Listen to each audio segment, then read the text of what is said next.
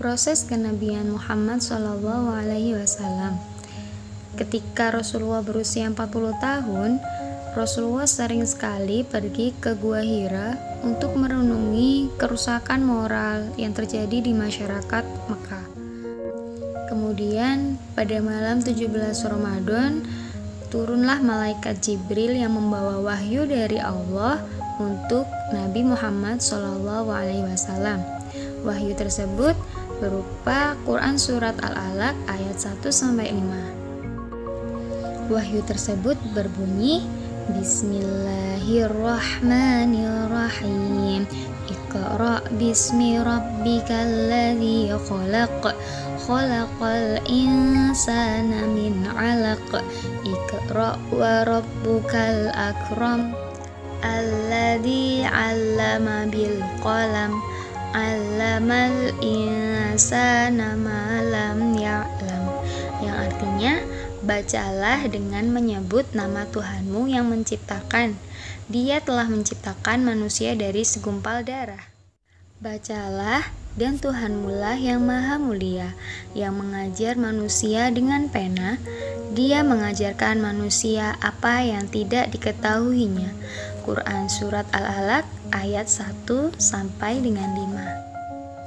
Turunnya wahyu pertama itu merupakan tanda bahwa Nabi Muhammad telah diangkat oleh Allah menjadi Rasulnya, dan beliau pun segera melakukan dakwah untuk menyampaikan kebenaran agama Islam. Pada awal dakwahnya, Nabi Muhammad SAW melakukan dakwah secara sembunyi-sembunyi atau dakwah sirriyah. Beliau berdakwah selama 3 tahun lamanya untuk menentukan orang-orang yang mendukung beliau. Maka dari itu, Rasulullah hanya berdakwah di golongan terdekatnya saja, yaitu keluarga dan para kerabatnya. Orang-orang yang pertama kali masuk dalam agama Islam atau yang disebut dengan as-sabiqunal awwalun, yaitu ada Khadijah, yaitu istri Rasulullah, ada Ali bin Abi Thalib, ada Abu Bakar, Zaid bin Harisa, Utsman bin Affan, Zubair bin Awam, Abdurrahman bin Auf, Sa'id bin Abi Waqqas, Talha bin Ubaidillah, Bilal bin Rabah, dan Umar bin Khattab.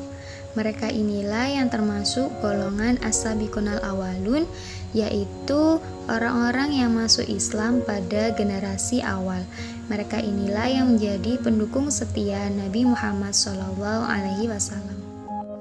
Setelah 3 tahun berdakwah secara sembunyi-sembunyi, Rasulullah mendapatkan perintah dari Allah berupa Quran Surat Al-Hijr ayat 94 untuk berdakwah secara terang-terangan. Ayo anak-anak, kita baca bersama dalil tentang perintah Allah kepada Nabi Muhammad untuk berdakwah secara terang-terangan. Bismillahirrahmanirrahim. Fasda' bima tu'maru wa a'rid 'anil musyrikin. Yang artinya, maka sampaikanlah olehmu Muhammad secara terang-terangan segala apa yang diperintahkan kepadamu, dan berpalinglah dari orang-orang musyrik. Quran Surat Al-Hijr ayat 94. Surat tersebut menjelaskan bahwa dakwah Nabi Muhammad SAW bertujuan agar manusia tidak tersesat dalam kemusyrikan dan kembali kepada ketauhidan, yakni hanya Allah yang patut untuk disembah. Setelah itu Rasulullah mulai berdakwah secara terang-terangan.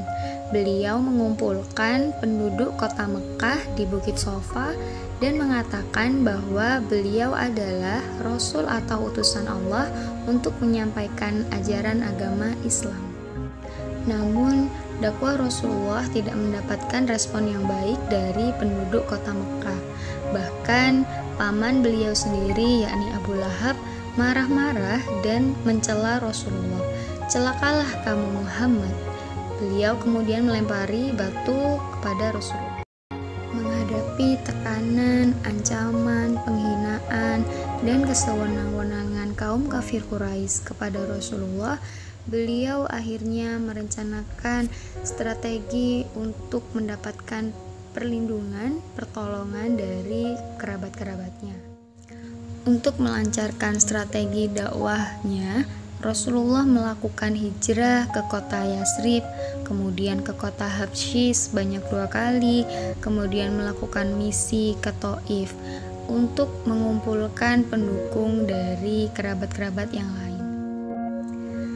Ketika berada di kota Habsyi, alhamdulillah Rasulullah berhasil mengislamkan beberapa tokoh penting Quraisy, yaitu Hamzah bin Abdul Muthalib yang merupakan paman dari Rasulullah itu sendiri pada tahun 615 Masehi.